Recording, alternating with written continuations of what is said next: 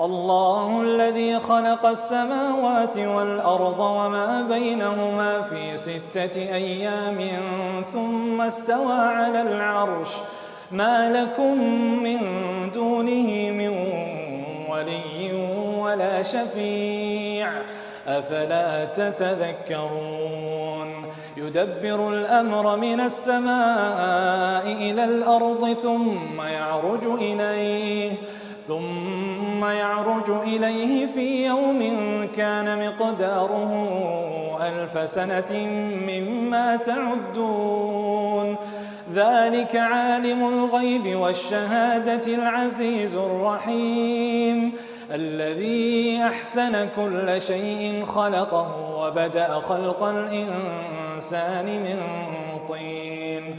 ثم جعل نسله من سلالة من ماء